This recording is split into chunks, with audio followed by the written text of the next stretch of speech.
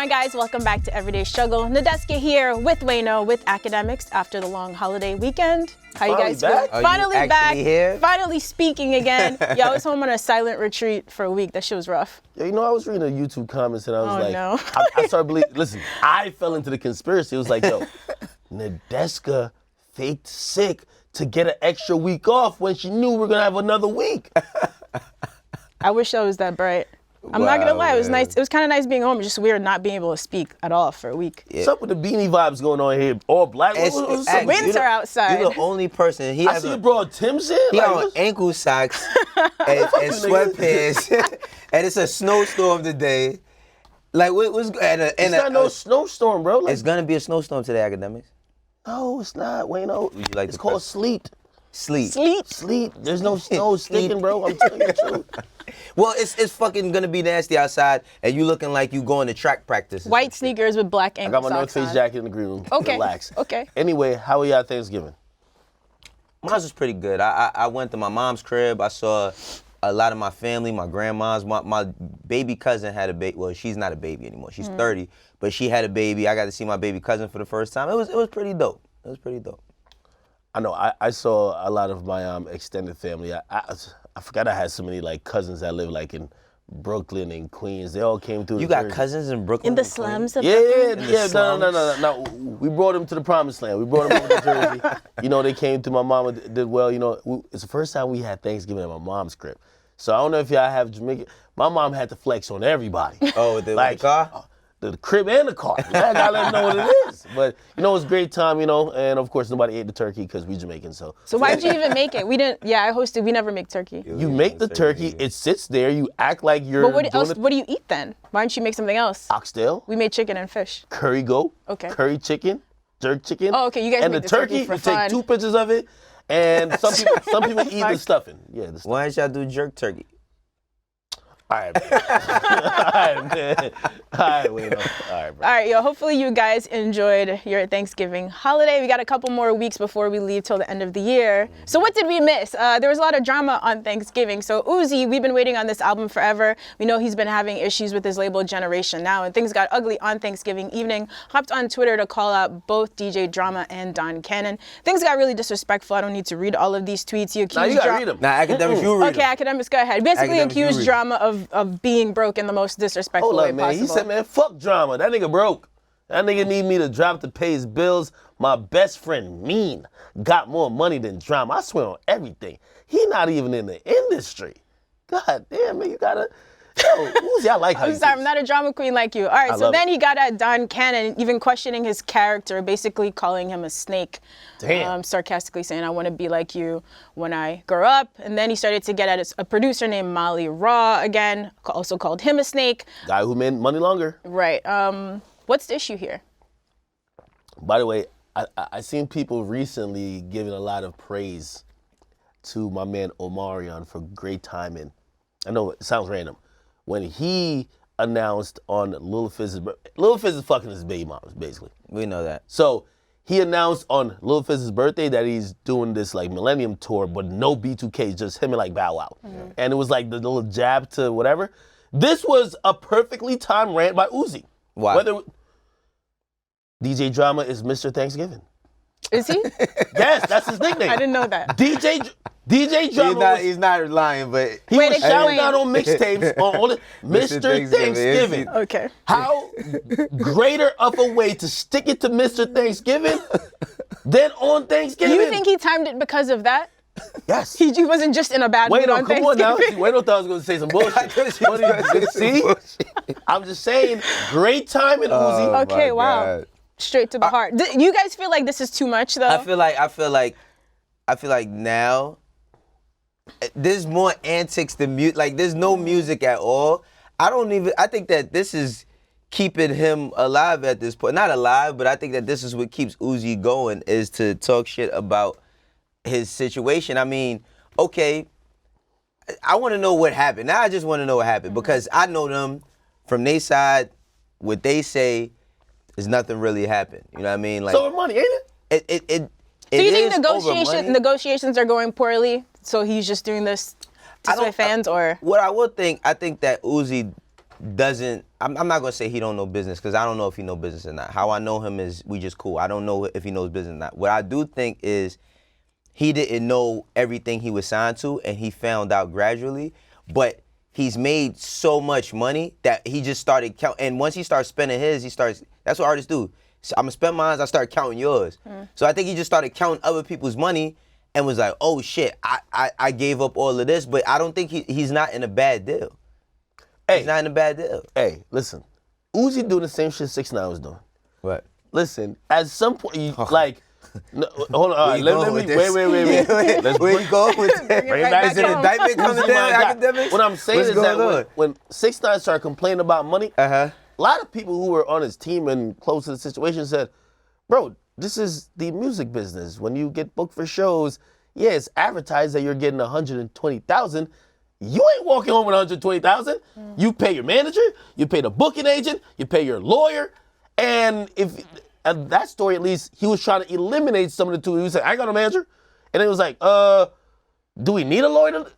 So he was basically trying to take all the money for himself, right? And that's the story for certain people. Uzi, when I'm seeing the situation, every time he mentions drama, he mentions money. I feel like, yeah, of course he's counting Drama's money. But he probably thinks that Drama's getting way too much for all the work that he put in. Now, and me trying to, get a little bit more knowledge of situations like this, I've spoken to a lot of other signed artists who they themselves say, I'm in the same situation as Uzi. They're just not vocal. What is the same situation, just to clarify, by the way? Okay, Is it like go a ahead, typical 'cause deal where your manager gets the percentage that they're supposed to get, or is it some crazy All right. being taken advantage of and deal? then Wayno could come in and correct me on right, his yeah. understanding. My understanding is that, so Uzi is on Atlantic. That's what fans know. But really, Uzi's signed to this Generation Now. you could call it a shell company or a shell Whoa, label, whoa, whoa, whoa. or it's a production company yeah. called Generation Okay. Now, right? Now, what happens is every time Atlantic cuts a check that says, hey, his next advance is going to be $4 million. Yeah. Depending on whatever his deal with these people were, They get theirs off the top. yeah, which might be, they just get $2 million and Uzi gets $2 million. Now it's all cool. He ain't in no 50-50 deal. See, all right. Yeah, Go ahead. I've heard 80-20. You heard it. He's not no 80-20. who have you heard that from, though? All right, look. Verifiable source. Not only give your actual source, but No. Verifiable sources that works within one of these corporations I'm talking about. they're saying Uzi Well- gets 20% of the profit and 80% goes to Generation Now. Yeah, well, that's what I've heard. That's what Okay, I've heard. look. Fun fact is what Drama get and what Drama got. No, Atlantic didn't want to sign Lil Uzi. Lil Uzi wasn't popping when he got signed. DJ Drama had a job as an A&R at Atlantic. He signed Uzi. They wasn't jumping for joy when he signed Uzi. He built him. It took him two and a half years to develop him. He put him on tour with Wiz Khalifa. You know what I'm saying? What's this tour that Wiz Khalifa does every year? I forgot the name of it, but you know the tour that he does every year. He puts him on that tour. He puts him on tour with, I think, Fallout Boy, all these types of people. That, in turn, builds Lil Uzi into what we love him for today, right? So, with all that being said, there's a price that comes with that. Now, I don't know exactly what the price is, but I know it's not no 80-20 split. It's not no 80. He wouldn't have, that nigga, Lil Uzi got a lot of money. You see his car collection? Hey, You somebody can't buy that off of 20% of making that type of money. No, seriously. Somebody told me he ran through like 20 million and now he's looking at what the other 20 million that is. Anyway. So basically what But if Wayno you, that's said- not their fault that you ran through. Yep. See, this is the problem, and it goes into, it's another conversation that we're going to have later on in the show about artists and signing the labels and advances, et cetera, and what they work for versus what they're given, right? And I think that the biggest misconception is that you think that because you're the artist that you should have everything, but you're not looking at the people who built you up. Okay. And this is where, you're right. I think I'm right and you're right. I don't think It's not too much convolution But there, I think this is where we're both probably still trying to figure this part out. Unless you've already figured it out, you can tell me. Okay. Okay, cool. He signed a new artist deal. And by the way, whether he signed to Generation Now or he just signed to Atlantic, a new artist deal by everybody's admission is not the greatest. The company's taking a risk on you and you are usually rather unproven. All right. Uzi's proven. Now, at that point within any business, whether we showed up here at Complex and we did Everyday Struggle for like a couple of weeks and be like, oh, this could be something, renegotiate. trying to figure out if maybe Uzi's just not getting his way in renegotiation, or he just has a real inner belief that DJ Drama, which is called Generation Now, should be cut out of the situation completely because either he feels they bring nothing to the table, or he just feels like his money should not be split with them, despite what they've done for him. So I think that's what we're trying to figure out, because, like, you know, like I've seen this, like even in the gaming world. Like this kid, he signed to like this big organization, FaZe, Tfue, like signed for this really shitty contract because he was an unproven player. Right. He becomes this huge superstar. They're down to renegotiate. Right. But then he kind of says, I could probably make a lot more money. It's like Drake saying, hey, yo, Universal, thanks for promoting me for all these years, but I want y'all to fuck out of here. He ain't want to do that to Cash Money, though. Right? You know, you get what I'm saying? But I think that's what I'm trying to figure out. Is it Uzi? Because here's the thing where all artists could do, Drama ain't saying shit. But the artist could always make you feel bad for him. It's cool, and that might sway fans' opinion, but paperwork is paperwork, right? So if he's being this disrespectful on Twitter, how does this help his negotiations? That's what I just wonder. Is it not super tense then? I want to know this too, Ak. Do you have any Rock Nation information? Like, what's their involvement, if any, in his renegotiation? I don't. But listen, this is, I guess, we're in the, unless you about to come like, yo, Uzi just text me. Like, I think we're in the realm of speculation right here. Yeah. But it's clear, just analyzing, right? Just like looking at facts and seeing what it is. He disses Drama, he mentions money, he shouts out Rock Nation. Rock Nation already manages him, right? Clearly, he's still saying that he has a problem, right? Which means it's his label situation. I think Rock Nation's trying to get him. I think that's kind of, everyone could assume that. Rock Nation's trying to get him out of that situation. It's interesting because it's the second situation of recent that I'm hearing people say Rock Nation is trying to take an artist from already an existing situation. We've seen it with Meg Thee Stallion. Cole Crawford, who's a former baseball player. He linked up with Jay Prince. Jay Prince sent out a nice little courtesy Instagram note to say, hey, you can't bully my guy. But I don't know, like Rock Nation, even though I know it's spearheaded by Jay-Z, he's almost seemed like the big bad wolf in a lot of these cases. I really don't know where this is about to go. It does seem like the album is coming though. Yeah, I believe that the album is coming, but this is what I say, yo. With everything we talking about this and that third, music just better be good. It's that simple. Music just better be good, because for everything that he's complaining about, I know he's still able to create however he wants to create, right? Now he's out of that. That's what's gonna be the biggest telling thing. All the music that we know and love Uzi for was done like Love Is Rage, Lil Uzi versus the World, all of that was done at Mean Streets. It was done under Cannon and with Marley Raw and all these people that he no longer affiliates with. Now that he's on his own, we're gonna have to see what he can do on his own. That's what's gonna tell everything. He's even isolating himself even from like Cardi. It's super interesting on how he's gonna move and operate, because like he's lucky, and I think people and other artists should probably take note. You can't do what he's doing, right? Because despite him stalling out, you know, he said, hey, if I don't drop, he doesn't make money. So it appears you're not trying to drop because you're not trying to make more money for Drama while you get out of the situation. That doesn't work for everybody. Cutting your nose off to spite your face. Yeah. Out of sight is out of mind. Right. Oh. So we'll see what happens, but expect another rant by Christmas. Does Christmas hold significance for Drama too, more than the average person, or? Very Uzi Christmas. Very Uzi Christmas. All right, man. Look, sometimes artists say things on social media that they later backtrack on. They say that things are misunderstood. So you guys be the judge in this situation. So last week, Goldlink posted this very long open letter to Mac Miller. He spoke about their relationship, their friendship, but also seemed to insinuate that Mac Miller's 2016 album, The Divine Feminine, was modeled after his own project called And After That We Didn't Talk. So he said, When we were on the Good AM tour, I played you my album and you thought it was absolutely incredible. I released it on their selection, and the single for my album was called Unique featuring Anderson .Paak, and that was your favorite song at the time. I always thought you drove yourself insane about your own music, so much so that you would adopt styles as homage to those around you that you love. That's where our problem started. Divine Feminine was a, quote, actual blueprint of, and after that we didn't talk. A lot of people, of course, had issues with this post, including Anderson .Paak. So he posted this and then deleted it, but he basically called him weird, said that the post was disrespectful, narcissistic, jealous, and grossly unnecessary. He said, why would you do this? I can't even understand. Goes on to say maybe his belt was too tight and cutting off his circulation. That was funny. Now, of course, so yeah, a lot of people commented on this. So following that, Goldlink actually responded at a show. Take a look.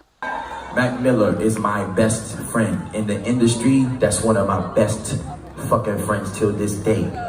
The whole post that I made about Mac Miller was about love and that niggas can actually be brothers. It wasn't about stealing. I never used the word copy. I never used the word steal. Okay, so based on what I just read, you guys, do you feel like he's just backtracking here, or we misunderstood? He did say that's where our problem started, and that Divine Feminine was, quote, an actual blueprint. What are your thoughts? I think the problem started when he went on social media. Like, seriously, the crazy thing about like all these stories and all these feelings and all these things we have inside us, they don't need to be shared with the world all the time. And I think like whether he accepts it or not, you said what you said, you can't backtrack it. When you said the actual blueprint, first off, Mac Miller has passed away. He's not here to speak for himself. Ain't too many people gonna be able to, the people that will be here to speak for him is only gonna speak within his favor. I don't understand what prompted this post. Like, if you missed him, just say I miss you or something like that. Right. Like that's why I think it's weird. You know what I mean? That's why I think the internet is weird, because people, instead of just having, that's a personal conversation he should be having with somebody. That's not something for everybody to know. But I think he backtracking now. But he has to, because he's seen so much backlash from it. This nigga tweaking. Yo, this nigga sounds like the old Wale, Russ, the old Russ. Like, these guys have matured. But they used to, like, those guys I used to say were unlikable because they would, not that, they're good artists. They're great artists, actually. But they would always judge their shortcomings by looking at what someone else has or has accomplished. He just threw this out. I feel like he probably was having a moment of self-reflection and wondering why he's not getting whatever he thinks he should be getting. And by the way, we have to couple with this with another video that came out during the same weekend where he was like discussing the Grammy nominations for rap album. And everybody he was reacting to, he felt salty. Oh, they gave Meek a nomination? 21 Savage? Clearly, if you have a brain, you could realize he's insinuating, are these motherfuckers more worthy than me? Yeah. That's the worst place to come from. It's a place of jealousy. But you could twist it into some convoluted way. You're not writing a motherfucking Instagram post on a dead nigga, bro. Like, Mac Miller's dead. Like, you're not, like, you brought it to social media to open up conversation. Right. You wanted people to say, oh, we didn't know that. But I think that's what he did with the whole rant about because he did he got nominated for a Grammy for Crew, right? For that record. He did. But I just felt like, all right, I don't listen to Goldlink, and I'm not saying that to slight him at all, but I've always known tons of people that fuck with his music, and I never looked at him as a person that needed to dim anybody else's light to shine. Right, he put out an album this year called Diaspora, which is actually a great album, but a lot of people get snubbed by the Grammys, but doing this doesn't really help. That doesn't... Niggas like this, and this is also another long conversation, is the people who get upset by some of the praise and even recognition that they see like Nipsey getting. People recognizing some of his works, they try to like, yo, wait, he wasn't that great now. Hold up now. Y'all are tweaking. Listen, the guy passed away. People are enjoying and appreciating his work. Now you're trying to bring it back to you. Y'all ain't know that I inspired that. Nigga, why we even care right now? Yeah. Right? And it also seems so very negative. You can mention he's your best friend all you want. This felt like a sucker move. And for you to say this publicly, even if you thought it, for you to say publicly, on a platform like Instagram, when you know he cannot defend himself, felt like it was nothing but self-serving fuckery. Like, I don't know why he did this, but, you know, again, it's always is rooted in and, you know, most artists, they're usually, they yearn for more, or they yearn for more recognition. I think it stems from there. I don't know what's going on with in his life personally, but it came across as real bitter, and it was tasteless. It's tasteless. The guy passed away. Yeah, it's like, well, I don't get it. And by the way, even if he thought that, he could say that in a million different ways other than saying, hey, listen, we had issues, or I felt a way about you because I felt you took some shit from me. You could be like, hey, listen, I always thought like our art, like, you know, like paralleled each other, or we inspired each other, or like, it felt like he was bitter at the guy who was dead. Yeah. Just crazy. Makes no sense. All right. Well, he'll probably never comment on this again. Anyway, right. R.I.P. Mac Miller. So I don't know how familiar you guys are with No Name. So she was on Chance the Rapper's mixtape Acid Rap back in the day. She dropped her debut album last year. And last week she got on Twitter to share her frustrations with her fans and sort of the music industry in general. So a series of tweets. She posted a photo of a woman in clown makeup with a caption saying, "Me consistently creating content that is primarily consumed by a white audience who would rather shit on me than challenge their liberalism, because somehow liking Lizzo's music absolves them of racist tendencies." That was a mouthful. So she deleted some of these, so we had to make the quote cards for that. So following that, she returned, this time with a photo of Morgan Freeman with clown makeup on, caption, "My black fans and my mentions talking about what you mean primarily white, we support the fuck out of you, clearly proving they've never been to a show." So a lot of people started responding to her on Twitter. So she's like, y'all can't be pushing the idea that, you know, black people can't come to my shows because of black death and financial restraint. And then one fan finally responded to her saying, the black demo that likes your music, maybe they're just not the concert going type. To which she said, unfortunately, I'm not going to keep performing for predominantly white crowds. I have 2 shows on the books, and after that I'm chilling on making music. If you guys don't want to leave the crib, that's fine. I don't want to dance on the stage for white people. What are your thoughts? She should quit. Get the fuck on out of here, man. Time up. Time up. Hey, for all y'all little hip hop artists, I think y'all on some pro-black shit. Let me tell y'all this, man. Listen, niggas is like 20% of the whole United States of America. Like, if your music is popular, you're gonna see a bunch of white crowds. And what you think your demographic is probably ain't your demographic. I be telling y'all. Remember, I told y'all, I was like, yo, most of these gangster niggas who are rapping, once you've gone out of that bubble of just local hood nigga, you're seeing white faces, suburban kids who want to get introduced to your world. And for whatever she's on, she has to realize that's a demographic of your show audience. You might have your Twitter audience look a certain type of way. If you can't accept it and you're like on some, no, you don't want to dance with white people, go home. Stop it. Nobody feels bad for you. Like, this was the most entitled, like, snot. I don't even think she meant to be. But the way she said it, and while trying to probably ask a little bit more of her black audience and fans, she was belittling the people that do support her. You ain't making no motherfucking, yo, this is the chick, by the way, let's keep it real. She was talking about, it was earlier this year, last year, that she was going to quit because people ain't supporting her albums enough in terms of buying it. Right. Now, the people who are at your shows who's putting money in your fucking pocket, they happen to be white, and you're shitting on them on Twitter? You're fucking ungrateful. Get out of here. Like, this is entertainment, baby. Like, the fuck you think? You're entitled to some type of black power. Yo, what you think? He really... No, for real though. What you think this is like a Black Lives Matter rally? This is music. No, but I ain't gonna complain. I'm not gonna get out of here with that. I'm not gonna complain about her wanting, you know. I guess it's just to say. It's nah, but shitting on your white fans, bro. No. Okay, I understand. Fair point. I'm not agreeing. I'm not disagreeing. But they get you rich, bro. Don't kill me. I'm just saying. I guess because of the kind of music she makes, if you listen to it, you know what I mean. She would probably expect that. Not saying that what she did is correct. You made your point. Just throwing that in there. Like, if you go listen to Room 25, songs like Blaxploitation, etc., you sort of get where she's coming from and why this might be shocking to her. That's all. Yeah, I mean, like, you know, as the years winding down, man. No, for real, as the years winding down. Y'all going soft. Wait, I ain't finished. As the years winding down, it seems like people is fucking tweaking. Like, for real, I'm just keeping it 100. It's like we got Goldlink, he dissing the dead. No, for real. I'm just keeping it 100. You got No Name. Like, this the thing. very talented young lady. Don't want to take that from her. Let's say that first and foremost. Very talented young lady, very respectable young lady. But I agree with academics and what he said as, you know, don't shit on your fans. Now, I'm pretty sure for the type of music she makes, she does feel a little way standing on that stage. You know what I mean? Like, she does feel a little way, bro. If she's making certain types of music and then she's seeing a certain thing, she is feeling the type of way. But at that point, then you got to start controlling how you want things done.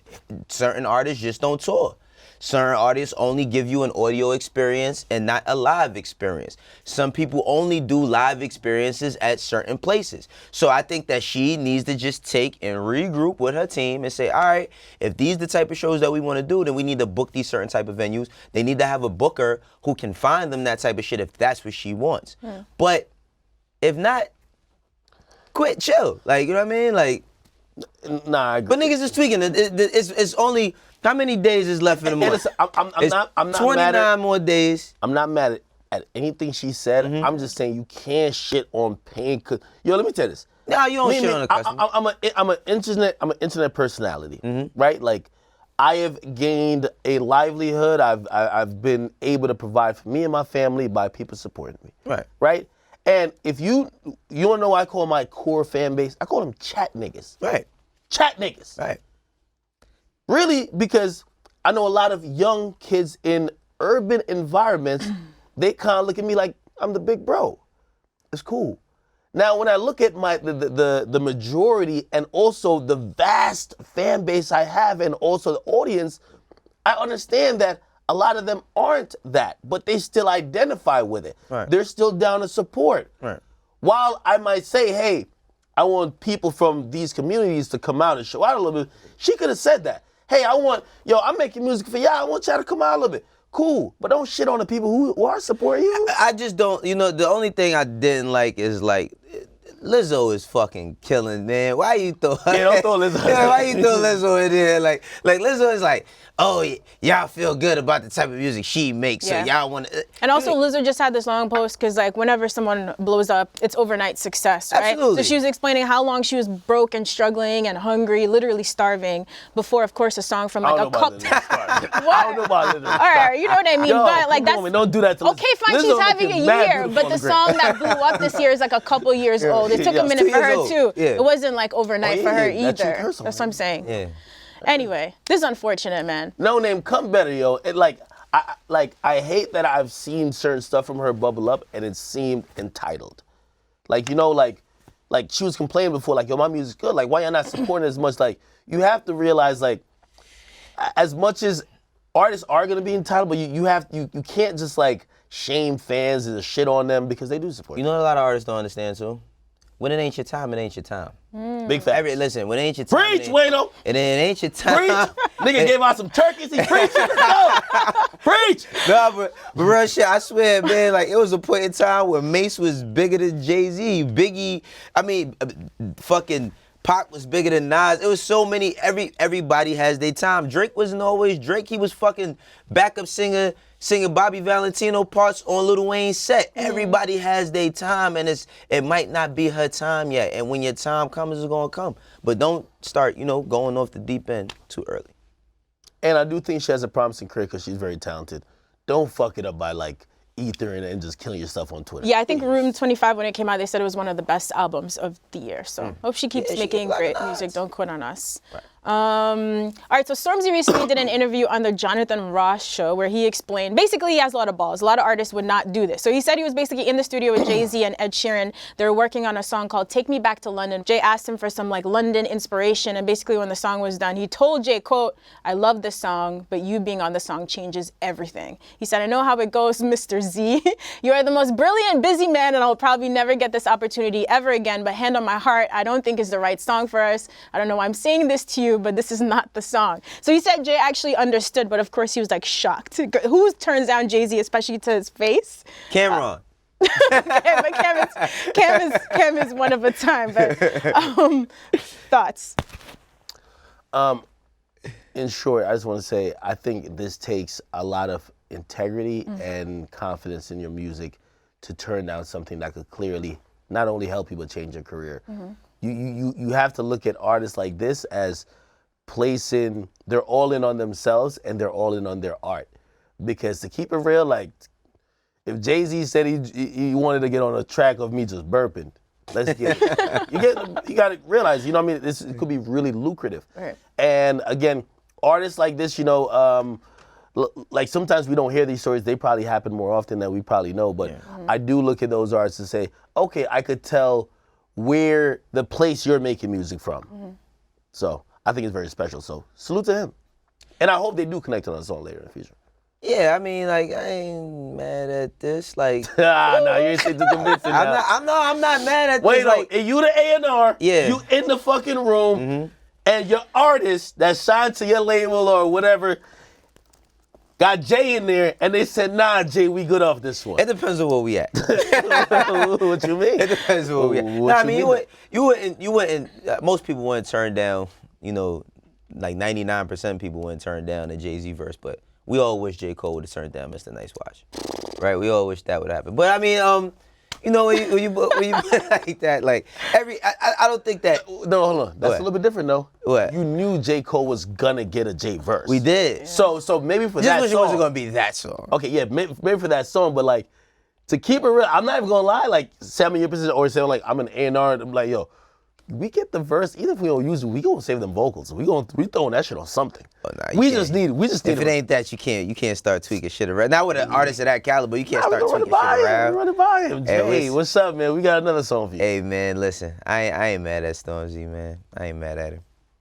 Side note, pretty unrelated. I finally started watching Top Boy, but I started Really? with the old season, Summer House. Did you watch the old ones? I watched I started it too, but I stopped. I got to like the second or third episode, and I stopped. But I started watching other shit. It's pretty good so far. It just took me like a good 2 episodes to be able to understand everything without the subtitles, bro. Somebody sent me a nice little synopsis of what Top Boy is, and it was a video of a Toronto rapper, Killy, like talking to Lil TJ. They said that's what Top Boy is. Bruh. You should just watch it. It's pretty good. But Wow. start with the old ones though. It's good? Yeah, I like it so far. I want to go to the UK. Try and sign me a UK artist. Dead Everyday serious. Struggle UK edition coming soon. Inbox. I'm dead serious. I'm trying to sign a Roger, UK can we artist. go to some quick hits, please? This one is just for academics. Who did we talk about earlier this year? DJ Khaled was upset when his album came out and they didn't count the merch bundle towards sales, and it turned into a whole issue. We saw this, of course, with Nicki Minaj and Travis Scott last year as well. So now, starting January 3rd, 2020, Billboard officially changing the rules for bundling albums. So this is going to affect the way all of the numbers are counted. So bear with me for a minute. I do hate math. So the merch and album bundle must cost at least $3.49 more than the merchandise alone. Right? So if a piece of apparel costs $40 basically, and it includes a download, then the total package must cost $43.49.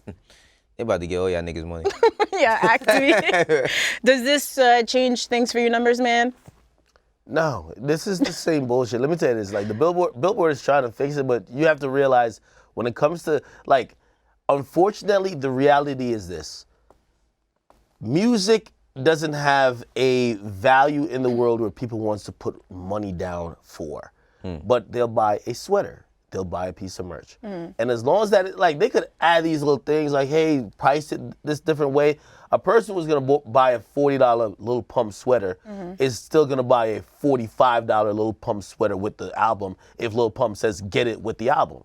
So I don't see this really changing much. My only thing is because I've been really keen on watching these labels and artists just push straight finesses where they're announcing the merch, they're announcing their ticket bundles before the album.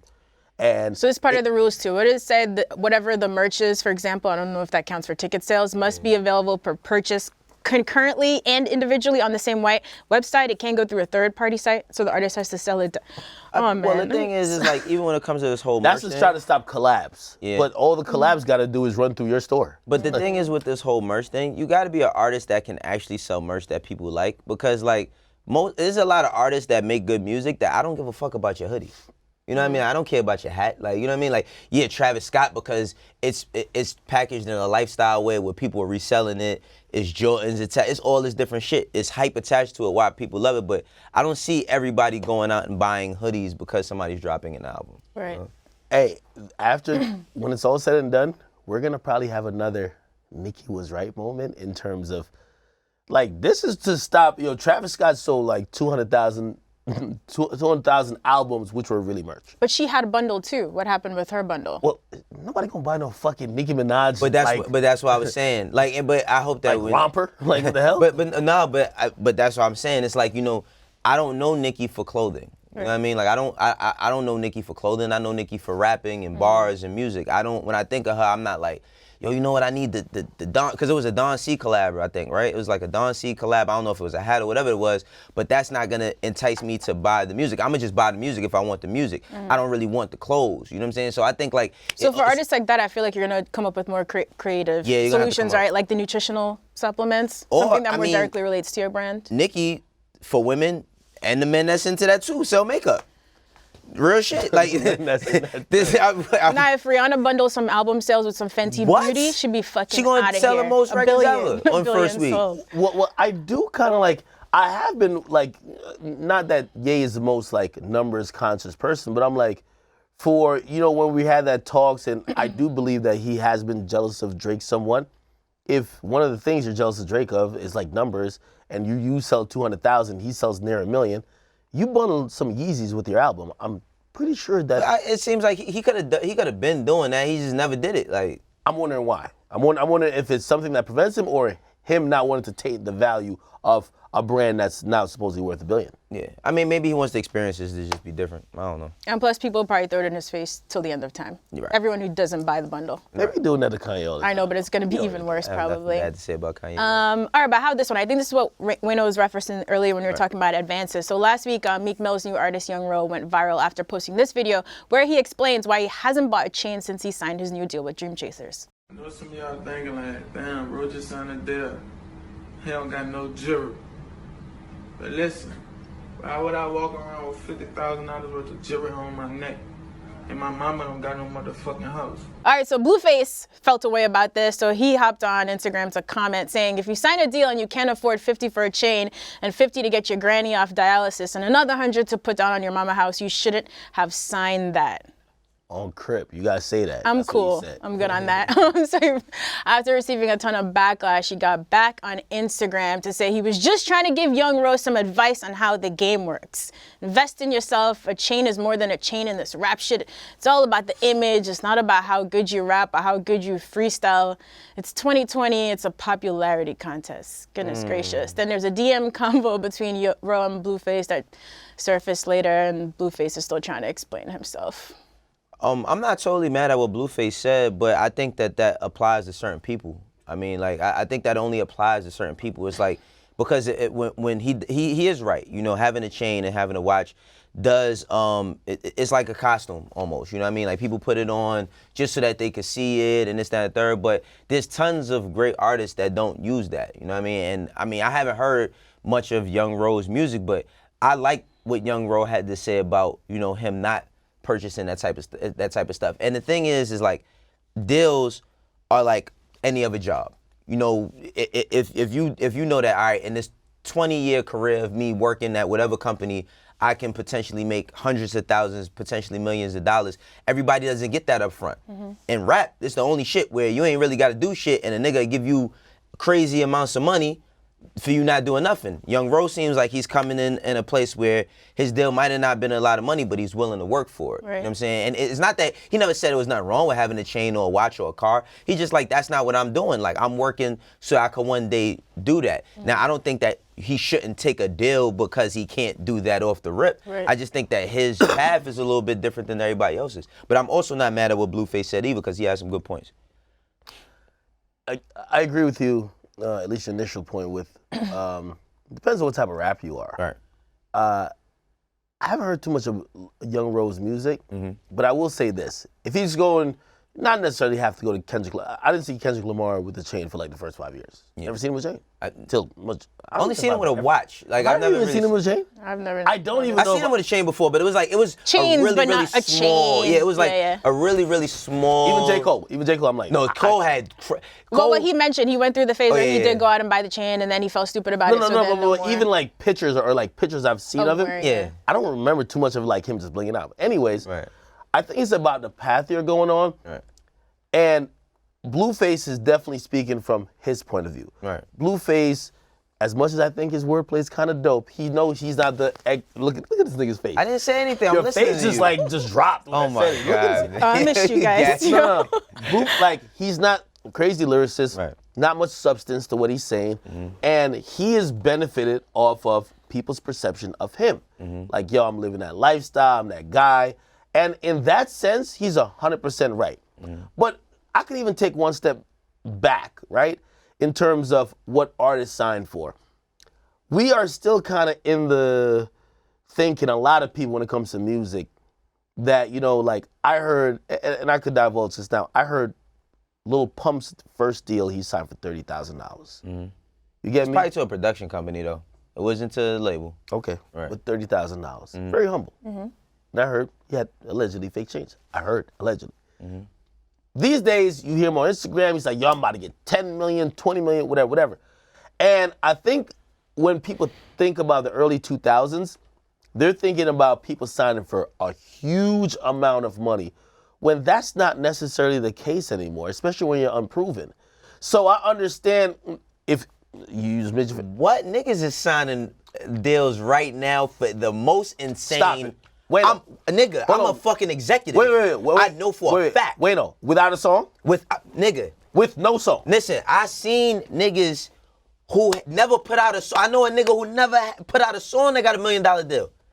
All right. Are we counting $1 million as a lot? What? $1 million. $1 million up front? Wait, $1 million up front? All right, This, what real we quick, talking real about? quick, real quick. This is what I want artists to understand. Stop thinking that them zeros make you important, because you ain't nothing but Like, how much of that million are you really keeping? no. Out of that million, they probably gonna keep $400,000 for a nigga who was in the studio doing nothing and somebody Who came signed in. a nigga? Bro, listen, I went to, remember I talked about this YouTube shit I went to, and it was Tuma and Lior and all of that, and Lior was like, yo, we all get the same exact research. You know what the difference is today? Everybody is just willing to pay the most ridiculous amount of money. You think niggas ain't, no, niggas is, and I'm not shitting on nobody, but Columbia Records right now, Yeah, nah, they dropping back. they throwing money everywhere, and I'm not That's knocking because it. they didn't have a lot of horses. But I'm gonna tell you why. So now you know why? they're Because overpaying to get it. But when you look at I'm pretty sure Lil Nas X didn't get a crazy insane deal, but the money he made them is fucking astronomical. What I'm saying is act. In the early 2000s, niggas wasn't getting a $50,000 deal was all you needed, and now you can't even sign a nigga. Every time you go to a kid, yo, I'm trying to sign. Or I offered a kid $50,000. The deal was he was only worth about $50,000. The nigga was like, oh, I want $500. $500? Wait. 500? You ain't worth 500 with 500 in your pocket. I'm only trying to warn, because there's somebody who's watching and be like, oh, word, I don't got, like these artists, and when you mention research, Yeah. research comes off numbers and predictions, correct, right? Somewhat, yeah, based on what we could potentially do if we get you and put you in the system and all of that other shit. Okay. Right. So what I'm saying is that they have something. Like when you say $1 million and a nigga got nothing, like No, he bro, got a I song bust seen- even on SoundCloud. Bro, even on I've seen SoundCloud, bro. niggas, no, listen. Wait, what counts as research? I was too sick that So week to research- go to this thing. I really wanted to. Well, just research in general, I'd tell y'all, like, all people is sitting doing all day is having people run analytics on all up-and-coming So artists. is it like your social media and your SoundCloud It's a streams? Like what social- metrics if you don't have a big record? It's everything. So you know like you could get on TuneCore and put your music up and all of that. So that's how people is discovering artists. Niggas is not going to shows no more and seeing who's dope. Niggas is not calling and saying, yo, Nadeska, what's the dopest shit you heard about from some new kid that you might know? They not doing that, and they not developing shit. They just it's like a fucking factory now. They getting them through the door, getting what they could get out of them, throwing them away to the fucking trenches. But you want to know why? Because these companies could take $30 million losses. A company could take a $30 million loss and they don't even itch. That make you feel special when they give you $1 million? No, you just another fucking piece on the wheel. That's what I'm saying. Niggas is getting the money. No. Somewhere I've usually you have something, bro. Something. It depends on what you qualify as something. All right.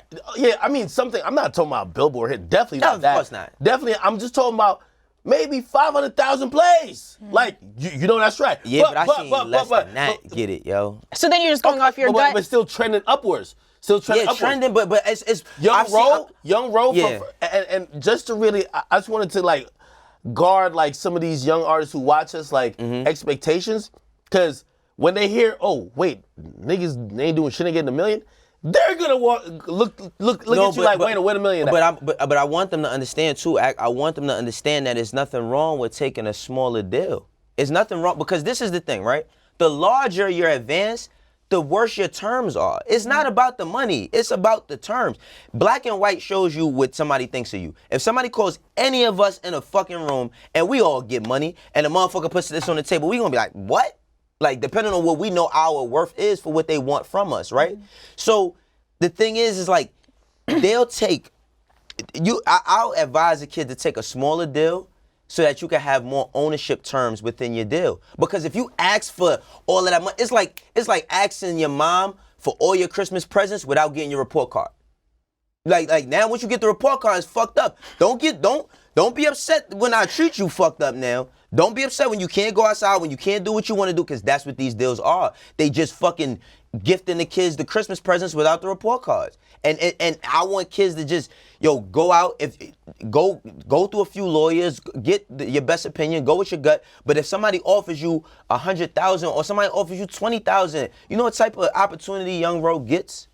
Just to be affiliated with, you know what I mean? No, I do agree with that. I will say as well, it depends on your priority too. Because Right. again, If you're saying it's a popularity contest, you're probably playing the short game. Yeah, it's well, not only that though, like it depends on how pressing some of these things are. You know, like I've talked to an artist who says, "Hey, listen, I'm in a fucked up situation. I need to move. right. I immediately need money to move out of my hood because niggas is on my head. Right. Okay, cool. My mama, like she's literally suffering. I might need some money to deal with that. And that's why I'm not gonna completely, while I agree that the like a $50,000 deal could be better than $1 million deal. 100%. Right. And if you think otherwise, you're playing the short game. That's where you're playing the short game. But I could also understand where Blueface is saying, hey, listen, if it only took $50,000 for you to sign, which isn't gonna cure a lot of your problems already, did you need to sign yet? Right? Now that might be offset by terms. That might be offset not only by the terms, by the fact that, hey, to keep it real, you get next to Meek Mill and Meek Mill put some real energy behind you. You're that guy. You're out of here. You feel me? Like, shoot, I felt like Meek put on Roddy Ricch. At least to me, I know he credits Nipsey, but that could be the reason why. It might not be about the money. But like, yo, I'm trying to get on. Meek Mill ain't get a deal for $1 million when he got signed. While they ain't get a deal for $1 million, most of our Kendrick Lamar deal was at $1 million. J. Cole deal was at $1 million. I could go on for fucking days. YB Cordae deal wasn't for $1 million. Majority of the artists that's going to stick around, that's going to be some in this, they didn't sign for that big money. And when you see a lot of those big money deals, now I'm not saying I would love to get $1 million just for doing what I love to do too. But at the same time, if you don't have a plan to go along with that deal, then that $1 million is as good as gone as soon as you get in your hands. Because regardless of who you have to pay, you're going to have to pay taxes. We live in America. You can make all the money you want, but you got to pay to make money. You know what I'm saying?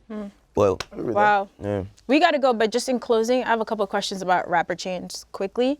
How much would you say what's a starter chain cost? You get a good chain for $5,000. Oh, that's it? Yeah, you can get a good chain for $10,000.